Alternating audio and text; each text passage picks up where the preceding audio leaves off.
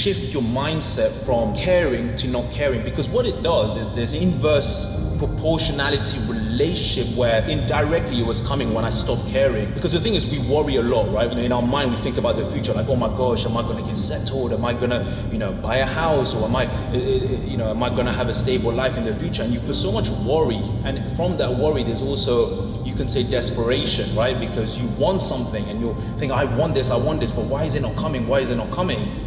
But the result of you wanting something actually doesn't come. It's an interesting paradox. There's a saying, you live and die by the sword. If you have your own morals and your own belief, you stick by them, which means you also have to deal with the consequences of that. You have to be at peace with it. Not a lot of people will like me, but the people that do, they're genuine, honest, loyal, truthful, and that's what I look for in people. The unfulfillment and the unhappiness comes from when you compare yourself with other people. I don't like this feeling bad because other people are, getting on with their life and here I am not doing that. I don't like that feeling, man. I hate it.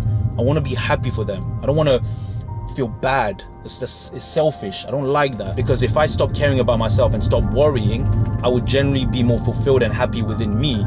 And by me being more fulfilled and happy within me, I could be happy for the other people.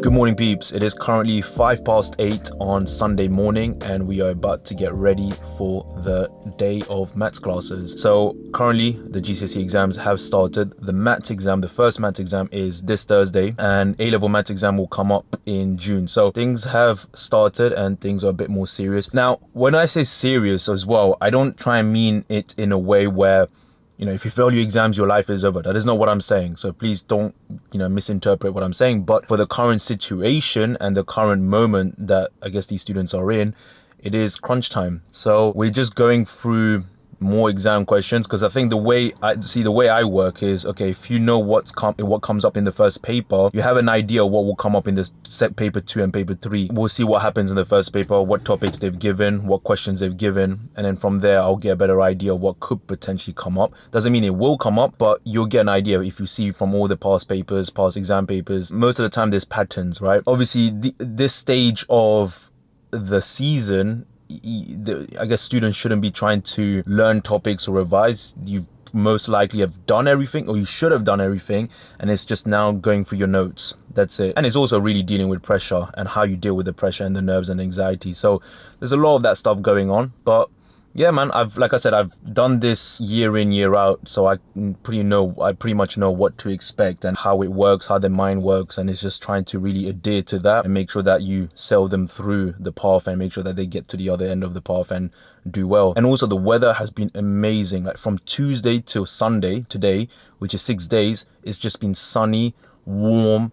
And it's crazy what difference having good weather makes, because obviously in the UK, London, a lot of the times it's cloudy, cold, and you don't get that much sun. So when the sun does come and it stays for a prolonged period of time, I don't know, for me, I talk on behalf of me, my mood just feels a lot better, and I feel more at peace, more calm. Maybe I guess people could say just go to a different country that's always hot, but it's not as easy as that. The first paper is on Thursday, and then they still have 2 more papers for GCSE maths, and then the A-level batch starts in June, and that's going to be more pressure and more nerves, because obviously the year 13s I'm teaching at the moment, it's university, right? So after this, they need to get the grade to get to university. So, it's always interesting come results day, how things pan out, because, there's some people that will stay up the whole night because they just can't sleep. They're just too nervous, anxiety just kicks in.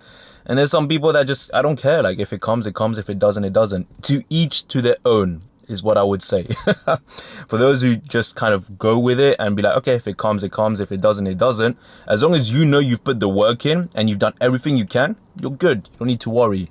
But again, it's easier said than done, right? It's easy to say, oh, don't worry about it, everything's going to be okay, when you're not going through it. I know, I've done that myself. I've gone through that stuff as well. So it's easy to come out on the other end now, having gone through it, to say this. But when you're in the moment, it's difficult, man. It's difficult because you're having to deal with the emotions. And of course, ideally, you don't want to deal with those emotions. You don't want to deal with all those stress, anxiety, nerves, and negative thoughts. If you had the choice of not have those bad thoughts, you would. So it's just really how to handle those things, right? How to handle the mindset. One thing I've done or I've been doing or that's helped me when I have these negative thoughts or just I feel like I'm starting to overthink is just go out and walk. Go out and walk. Don't take your phone with you. Don't play music. Just go out and walk and just don't talk with anyone and just walk. You'll see that as you're walking, you'll get those thoughts, but because you're walking and you're focused on the walking, you don't tend to put much emphasis on the thoughts. You just carry on. And I always feel good after. Not to say like I'm ecstatic or elevated, but it does something as opposed to just sitting down and letting the thoughts marinate and magnify in your mind and you're not doing anything. Don't do that. Always take action. If there's negative thoughts, if things are getting too much and you're overthinking, this is from my experience, but try and take action, which could be go to the gym, which could be going for a walk, which could be cleaning. Like, cleaning is very therapeutic as well, right? Like cleaning the kitchen, mopping, hoovering, cleaning the bathroom. I do that. It helps me just to focus on my task that I'm doing and not thinking about the thoughts.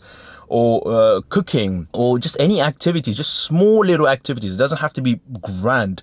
Just something small that takes your mind off what you're thinking just completely. Or even watch a funny video, even if that helps. Just to kind of change the state of where your mind is, to just remove yourself from that and just focus on what you're doing. So even if it's a funny video, just anything, that's helped me as well, like just kind of doing these small activities, and then you just come back to it and do it. So anyway, I'm gonna stop ranting. It is 8:15, so we've got about 15 minutes. I'm just gonna head into the class and get everything ready, and I'll see you there. Why are you looking at your phone for? You texting? You're smiling. Special person. Oh, bless. It's okay. It's all right. Enjoy the moment. It's nice. The nice butterfly feeling that you're probably getting in your stomach as well, isn't it? You're getting red as well now. You didn't get it? Not Ron. That's your mom's name. Sorry. What question? Serena. Was that what you had as well? But you said different. It's minus. I got as the positive. Strange. Yeah, it's not strange. So someone just made a mistake. I guess just double check on the quadratic then when you solve it. That's probably someone made a mistake there. So what subject should we make? Should we make extra subject? Yeah. Why? Why is harder? It's the same, no? Yeah. Rianch, no, it's not the same. I'm just being sarcastic. I'm just testing just to see. Why did you want to make extras out subject? You'll have a fraction if you make extra subject, isn't it? Your mic. Huh? You always have a mic. Mike? You always have one. But that's not a mic. No, you always have that one. No, It's a mic. it's not a mic. Well, it is. No, it's measuring photons. It's a mic. It's a biomedical device that I use for my to. It's not sarcasm. So something I wanted to share, it's a weird paradox because maybe a lot of people do go for it but don't share it as much, and it's essentially the aspect of not caring, and not overthinking. And what I mean by this is essentially when I'm not caring about business or trying to get something, whether it's getting more clients or relationships or trying to go after something, when I actually start changing my mindset of not caring, it actually comes in directly.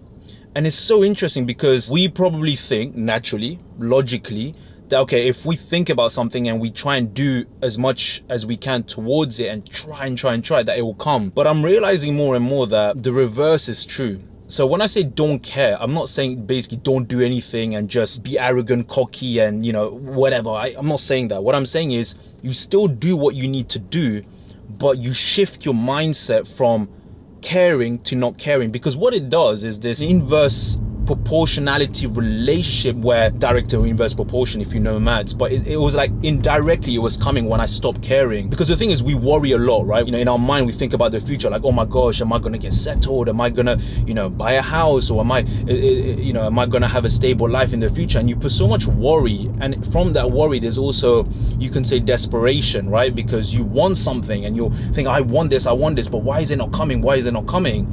But the result of you wanting something actually doesn't come. It's an interesting paradox. Again, I'm not trying to sound wishy-washy or anything like that, but like, for example, this I think happened to me this February, right? When I decided not to care, in the sense where I was like, okay, you know what? I'm just gonna do me, right? And I'm gonna work, obviously, I'm gonna still work and I'm gonna do me, but I'm gonna internally just focus on myself. And that doesn't mean that I'm cutting relationships or anything like that, but I'm just gonna do me and just be me, right?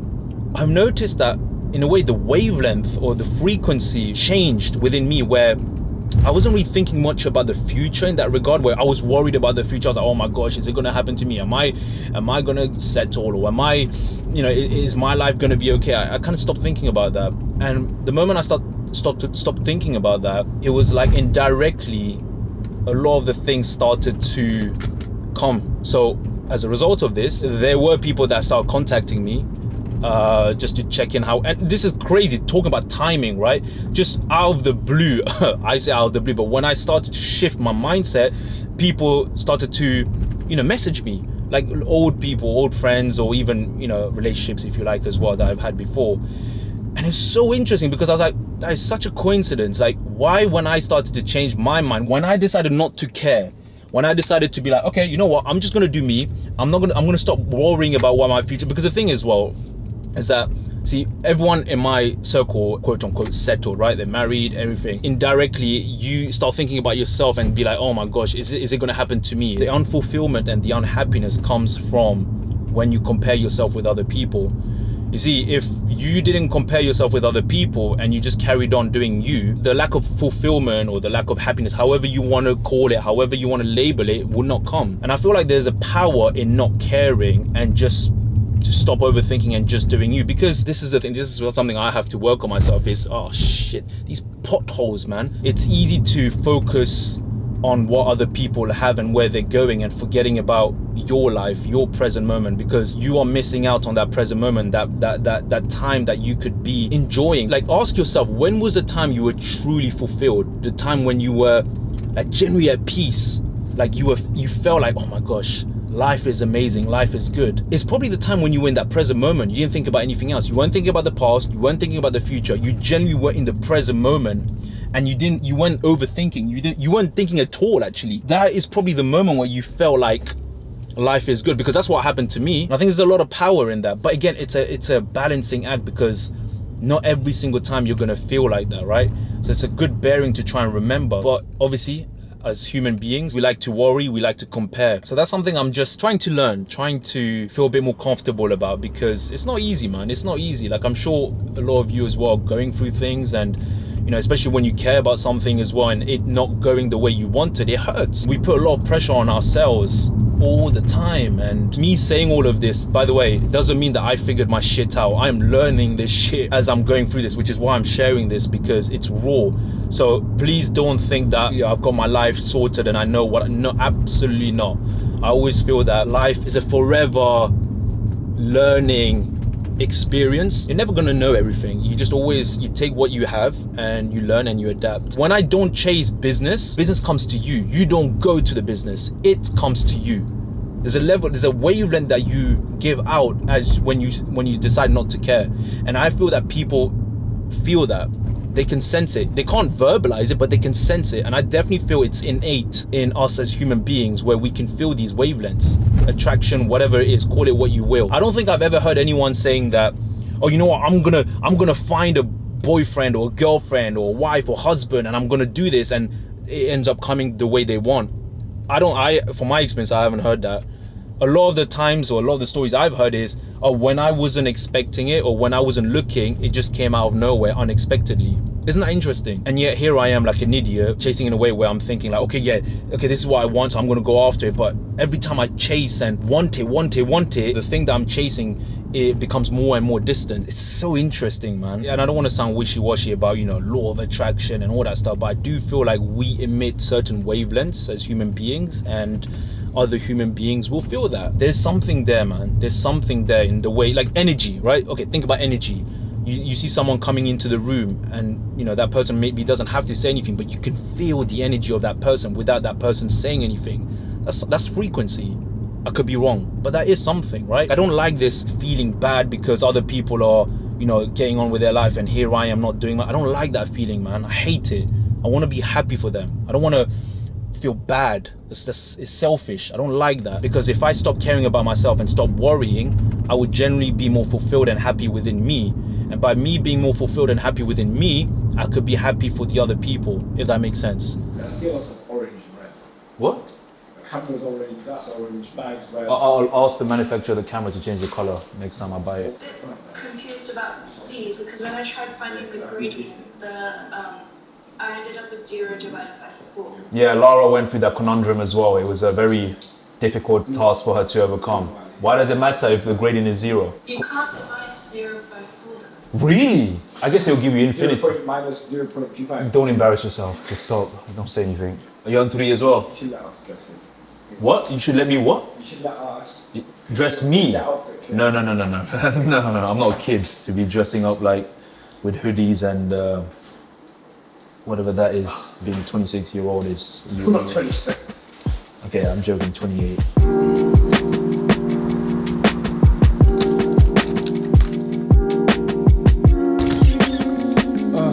Oh, I forgot to put the lights on. Okay, all right. Right, so again, what do we have today? Masala tea. So we're gonna get this. Oh, I need to get a cup. Need a cup. Oh, it's just not gonna work. So technically, I could drink it from this, but I don't know. The cup is a bit bigger, so it makes it easier, right?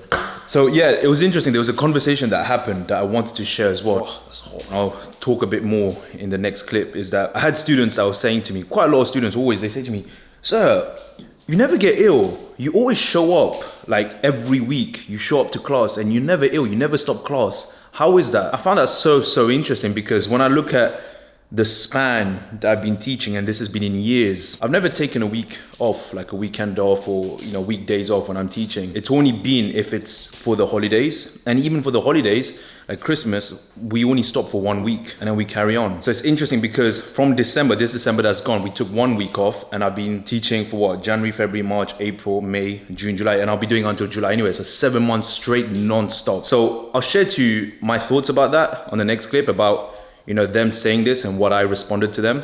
And I think it could be very interesting for you to gain some insights and why apparently I don't get ill. I drive. What car do you drive? If I tell you, then you will see it where it is. Yeah, no, just tell us what colour. It's a black one outside. It's like, saw your key last time. Was that like, it looked like a nice smooth black key? Part was like, It's a motorbike. I come with a motorbike. You drive a Convertible. No, I have my motorbike. This is my backpack, and I. I saw that. Next thing you're gonna say is, "What's your house like? What does it look like inside? Is it white? Is it like this color? What's your bathroom look like? What do you have in your bathroom?" How far back's your seat in this Oh dear Lord! My response to them was that it's not that I'm not ill, it's just that you don't see me when I'm ill and I don't show it. But also I don't get ill often. And it was a true reflection point for me to realize that, you know, if you take care of your body, if you look after your body, you will see the benefits. Now, I'm not saying that, okay, if you're so healthy and you're meticulous in everything that you're not gonna get ill or you might not get diseases or whatever. Like, you know, these things happen even to, like, you still can get ill, you still can have, you know, even things like cancer or diseases, even for the most healthiest person, right? But I guess what you can do is minimize the risk as much as possible. You know, when I was just kind of reflecting on that, for the next 7 months until July now, I'll be working, no time off. 7 months straight, no time off, just teaching every single week. And I've been doing that for like years, right? To me, it just shows that, you know, if your mind is in the right place and you stay focused and sharp, yes, I know you need to take breaks and I appreciate that. And I think that's one of my faults, that I don't take enough breaks, and because I guess I don't know how to take breaks, if that makes sense. To some people, well, most people will be like, whoa, Vidush, man, what are you talking about? You're not taking breaks. This is the easiest thing to do. But tell me to work, I'll work, easy. Tell me to take a break, I'll struggle. I come from a family where we don't even celebrate birthdays, right? We're very strict in that regard. Like, not to say that it's the right way, but we've always been just work. You know, I see my family, parents, uncles, they're always working, and it just rubs off on you. So for me, the notion of, oh, I'm ill and I'm gonna take a week off or something like that because, you know, I need to recover, it just doesn't come to my mind. I'm not saying it's right, by the way. I'm not saying it's right. It's one of my flaws. So when the students would say, you know, said to me, yeah, so you always like, you show up every single week. For me, I think it's very innate in me. It's like, okay, if I say I'm gonna do the classes every week, I'm gonna do it. I'm gonna show up. If I'm ill, I'll find a way to manage it during the class.